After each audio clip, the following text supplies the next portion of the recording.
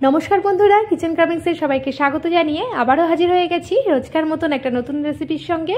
সেটা হলো র ম্যাঙ্গো ক্যান্ডি রেসিপি।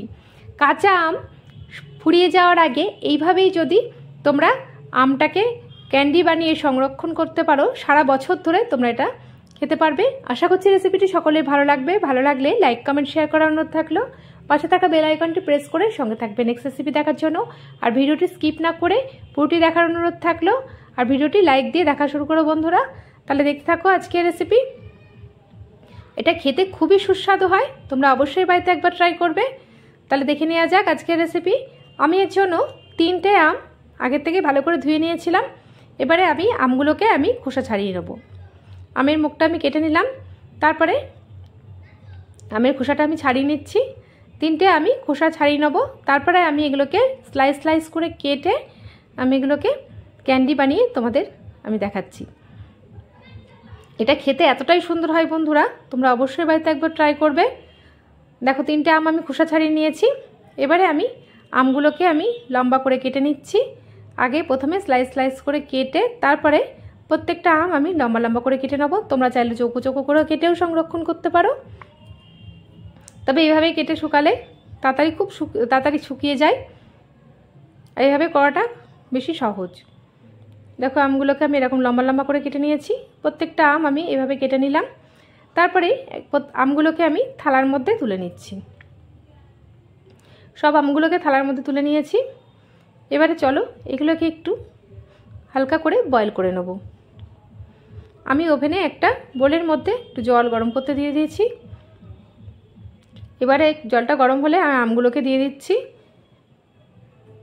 2 থেকে 5 মিনিট এটাকে আমি বয়েল করে নেব। বেশি বয়েল করব না, তাহলে আমগুলো একদম নরম হয়ে যাবে, তাহলে আর ক্যান্ডি বানানোর আগেই ভেঙে যাবে। আমি দেখো 2 থেকে 5 মিনিট মানে 5 মিনিট আমি পুরোপুরি বয়েল করিনি।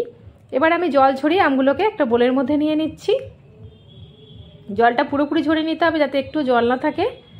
এবারে জলটা ঝরানোর পরে আমি এর মধ্যে দিয়ে দিচ্ছি চিনি। আমি 150 গ্রাম মতন চিনি দিয়ে দিয়েছি। আমি 250 গ্রাম মতন 250 থেকে 300 গ্রাম আম নিয়েছিলাম, আর এর মধ্যে 150 থেকে 200 গ্রাম মতন আমি চিনি দিয়ে দিচ্ছি। এবারে দিয়ে ঢাকনা দিয়ে রাখছি 2 ঘন্টার জন্য। ফিরে আসছি 2 ঘন্টা পর। দেখো এবার আমগুলোকে আমি একটা একটা করে থালার মধ্যে আমি শুকাতে দিয়ে দেবো। প্রত্যেকটা আম আমি পাতলা পাতলা করে কেটে নিয়েছি। আর এইভাবে জল থেকে তুলে আমি এটাকে থালার মধ্যে দিয়ে দিচ্ছি শুকানোর জন্য। আর এটা শুকাতে বেশি টাইম লাগে না, খুব কম সময়ে এটা শুকিয়ে যায়। 7 থেকে 8 ঘন্টা পুরোপুরি রোদ থাকলে এটা শুকিয়ে যাবে। তারপরে এটা 8 থেকে 10 ঘন্টা আমি শুকিয়ে নিয়েছি। তারপরে একটা থালার মধ্যে আমি এটাকে নিয়ে নিয়েছি। এবারে একটা প্লেটের মধ্যে দেখো ঝরঝরে করে আমি শুকিয়ে নিয়েছি। এবারে আমি কিছুটা চিনি আমি ব্লেন্ড করে রেখেছিলাম, সেটাকে আমি ওপর থেকে ছড়িয়ে দিচ্ছি।